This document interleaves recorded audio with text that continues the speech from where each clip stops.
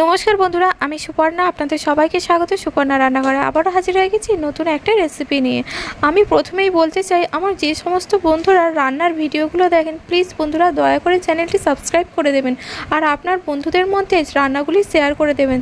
আর এদিকে দেখুন, আমি আজকের নতুন রান্না যে হাজির নিয়ে হয়েছি সেটা হচ্ছে চালানি মাছ দিয়ে পটল আলুর ঝোল। হ্যাঁ, চালানি মাছ দিয়ে ঝোল কিন্তু হয় না, আজকের কিন্তু আমি চালানি মাছ দিয়েই পটল আলুর ঝোল বানাবো। তো বাবা মাছ নিয়ে এসেছিলো, মাছটা কেটে আনেনি। তো বাবা মাছটা আনতে মা মাছটা কেটে পরিষ্কার করে নুন মাখিয়ে রেখে দিয়েছিল, আর আমি তারপর হলুদটা মাখিয়ে দিলাম। আর পটল দিয়ে আলু দিয়ে ঝোল যেহেতু হবে, পটলটা কেটে নিয়েছি। পটলগুলো একটা পটলকে খোলা ছাড়িয়ে 4 ফালি করে কেটে নিয়েছি। আর তারপরে হচ্ছে আলুগুলো একটু মোটা মোটা করে কেটে নিয়েছি। টমেটো নিয়েছি, মশলার মধ্যে নিয়েছি শুকনো লঙ্কা, জিরে, সর্ষে, আদা, রসুন। আর যেহেতু চালানি মাছ তাই একটু রসুন না দিলে একদম গন্ধটা যাবে না, সেই জন্য একটু রসুনটা দিয়ে দিলাম। তো প্রথমে এই পটলটা ভেজে নেব। তো পটলটা তেলের মধ্যে দিয়ে দিলাম, আর পটলটার মধ্যে একটু নুন দিয়ে দিলাম যাতে পটলটা ভালো করে ভাজা হয়েছে। আর নুন দিয়ে এইভাবে পটলটা ভাজলে পটলের ভেতরে যে জলটা থাকে জলটাও বেরিয়ে যায় আর স্বাদটা সুন্দর হয়। আর দেখুন পটলগুলো ভাজা হয়ে গেছে, তো আমি পটলগুলো তুলে নেব। এবার পটল ভাজার তেলের মধ্যে আমি দিয়ে দিচ্ছি আলু, আর আলুটা ভেজে নেব। আর আলুটার মধ্যে একটু আমি নুনও দিয়ে দিচ্ছি যাতে আলুটাও সহজে ভাজা হয়ে যায়।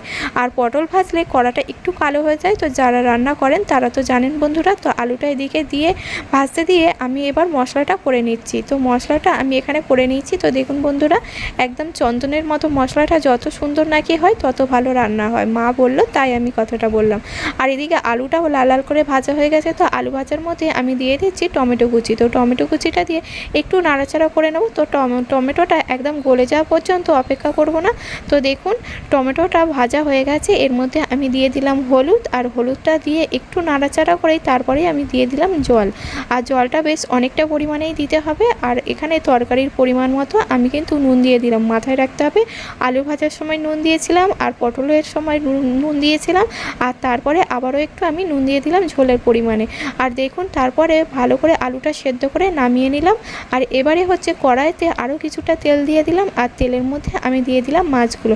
তো মাছগুলো দেওয়ার পরে একটু উল্টে পাল্টে নিচ্ছি, কারণ প্রথমে তরকারি হয়েছে যাতে মাছগুলো কড়ার গায়ে আটকে না যায়। তো সেই জন্যই এরকমভাবেই মাছগুলো ভেজে নিয়েছি সমস্ত কিছু।